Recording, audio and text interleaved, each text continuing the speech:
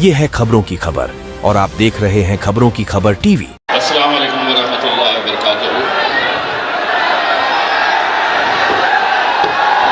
रास्ते से आ रहे थे हमारे कायद बैरिस्टर असदुद्दीन अवैसी साहब,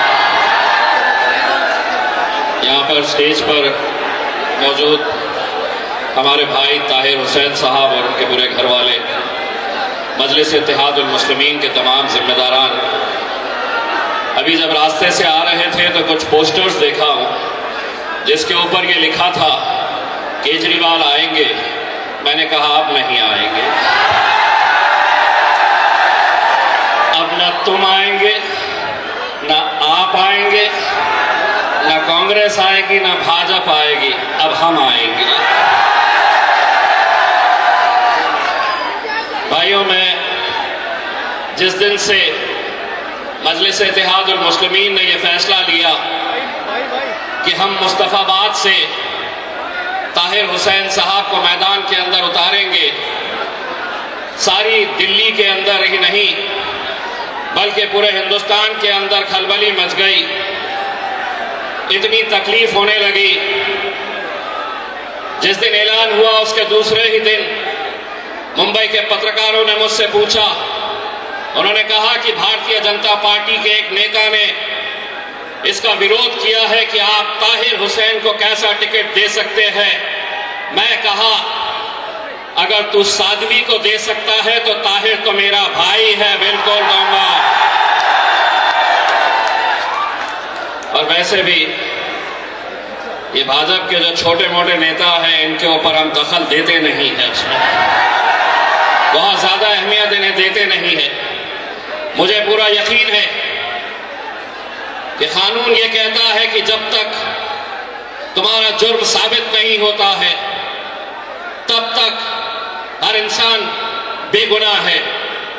यकीनन आज हिंदुस्तान की जेलों के अंदर न जाने कितने ऐसे ताहिर हुसैन जेलों के अंदर न जाने कितने सालों से अपनी जिंदगी गुजार रहे हैं।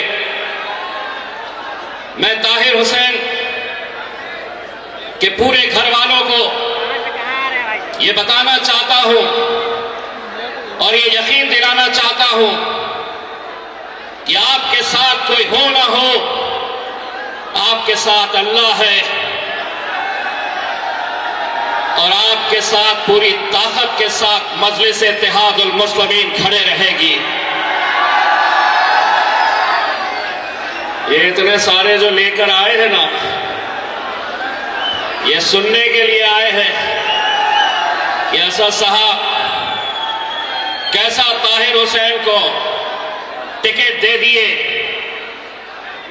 जो वो यही सवाल कर रहा है। हमें यकीन है कि मुस्तफाबाद की आवाम ताहिर भाई के साथ उतनी ही ताकत के साथ खड़े रहेगी जितनी ताकत के साथ बैरिस्टर असदुद्दीन अवैसी साहब, इम्तियाज जलील साहब, शोएब जमाई और यहाँ के नौजवान बुजुर्ग, मेरी माएं और बहनें, ये मत समझो कि ये ताहिर हुसैन के साथ हुआ है। कल मेरा भी नंबर आ सकता है, कल तुम्हारा भी नंबर आ सकता है। अगर आज हम अपने मजलूम भाइयों के साथ अगर खड़े नहीं रहेंगे, उन्हें इंसाफ दिलाने के लिए अगर हम पूरी ताकत नहीं झोंकेंगे तो शायद कल किसी का भी नंबर आ सकता है। लेकिन हम अल्हम्दुलिल्लाह बड़ा सोच समझ कर ये फैसला किए हैं और हम पूरा यकीन के साथ ये कहते हैं कि ये नौजवानों की जिम्मेदारी है कि इंशाअल्लाह ताहिर हुसैन साहब को यहां से जीत कर दिलाना ये आप लोगों की जिम्मेदारी है। ताहिर भाई, आप जिस जगह के ऊपर बैठे हैं, आप जहां पर इतने सालों से अपनी जिंदगी गुजार रहे हैं, मैं उनके बेटे शादाब को सुन रहा था। उनकी बच्ची का मैंने एक इंटरव्यू सुना। तसव्वुर करिए, किसी के भी घर में यह हो सकता है कि एक बाप जेल में है, बच्चे हर रोज इंतजार कर रहे हैं कि कब वो बाहर आएंगे, कब उन्हें आजादी मिलेगी। मैं ताहिर भाई आपसे सिर्फ इतना कहना चाहता हूं, जो आपकी कैफियत है, और जब हमने ये ऐलान किया कि आप यहां से इलेक्शन लड़ेंगे, तो मुस्तफाबाद की कैसी कैफियत है ये आपके जरिए मैं सुनाना चाहता हूं। आग सीने में बड़ी तेज जला रखी है, ये मैं नहीं कह रहा हूं, ये ताहिर हुसैन साहब कह रहे हैं। आग सीने में बड़ी तेज जला रखी है। इलेक्शन में मेरी मौजूदगी ने कईयों की नींद उड़ा रखी है। शहर में जब से चलने लगे हैं, शहर में जब से चलने लगी है हवा मेरी, ताहिर भाई की, शहर में जब से चलने लगी है हवा मेरी, मेरे दुश्मनों ने उछल कूद मचा रखी है। मेरे भाई, आज जिस दौर से हम गुजर रहे हैं, इससे खराब और क्या हो सकता है कि जिसको आपने उरूज तक पहुंचाया था यही आवाम थी, मजलिस नहीं थी।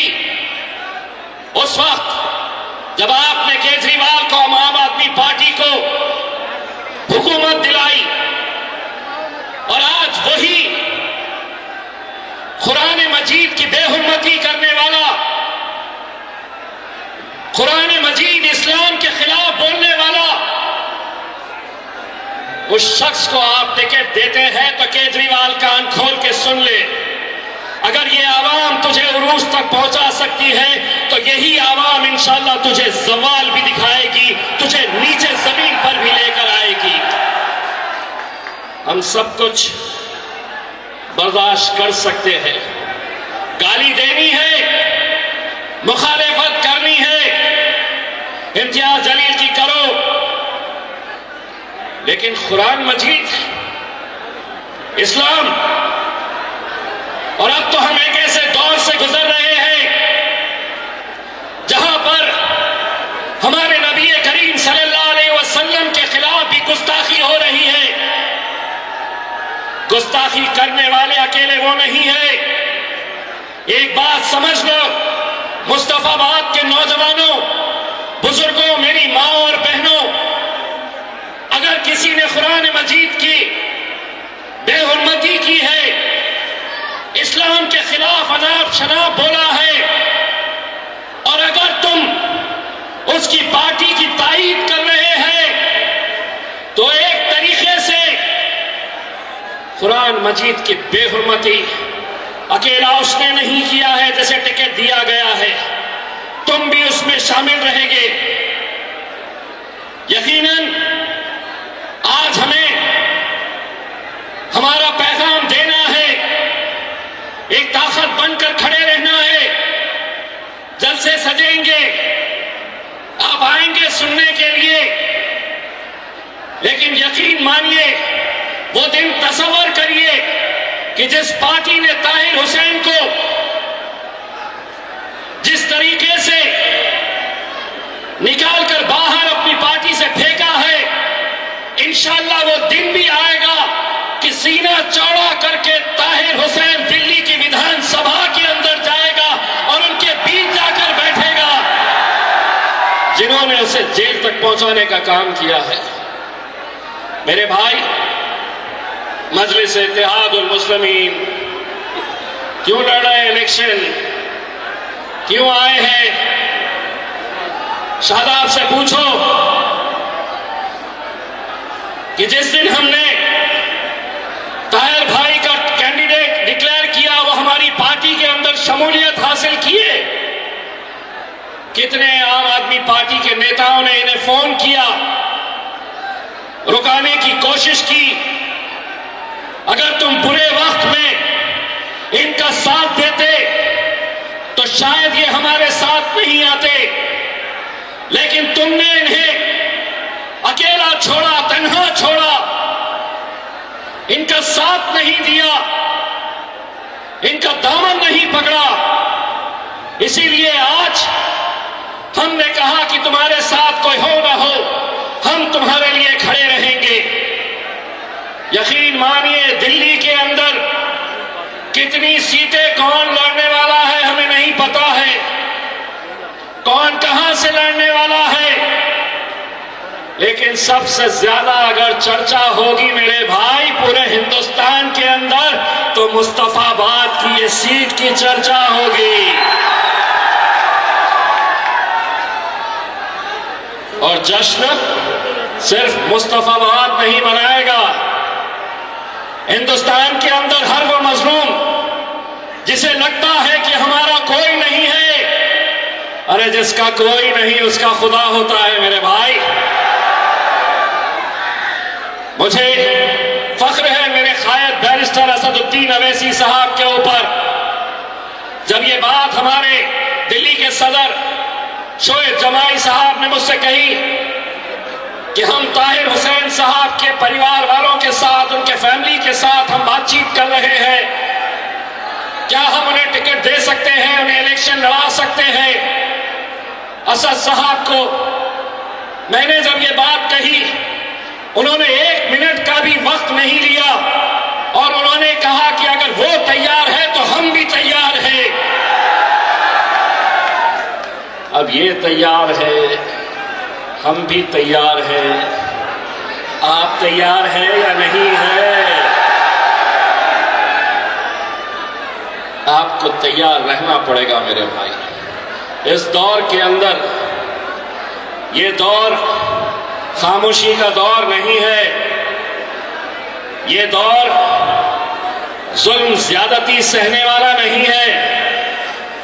इस दौर में जीना है तो कोहराम मचा दो। हमने मचाया है। पूरे हिंदुस्तान के अंदर लोग ताहिर हुसैन और उनके साथ जो नाइंसाफी हो रही है, मैं यहां के तमाम बुजुर्गों से यह अदबन गुजारिश करना चाहूंगा, मजलिस की कामयाबी, मजलिस जब भी जीती है तो उसमें बहुत बड़ा हाथ हमारी माँओं और बहनों का रहता है।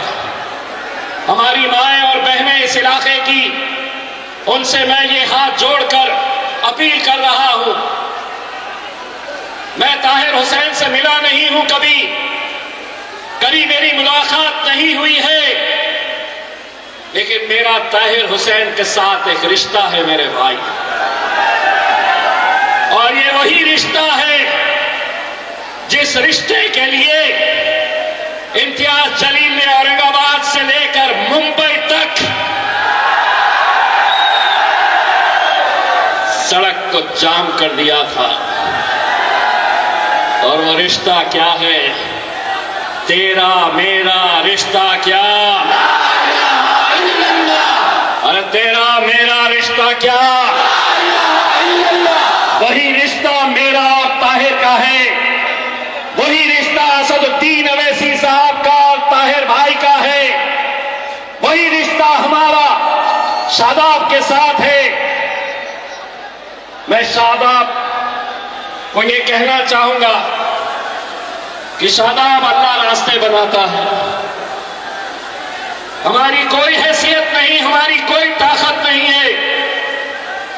इंशाअल्लाह वो दिन भी आप देखेंगे कि अगर अल्लाह ने चाहा तो कैसे रास्ते बनते हैं। इंशाअल्लाह हम पूरी कोशिश करेंगे कि इस इलेक्शन के अंदर ताहिर हुसैन साहब आपके बीच में आए अपना प्रचार करने के लिए। आपकी दुआएं और आपका ताकत अगर हमारे साथ रही तो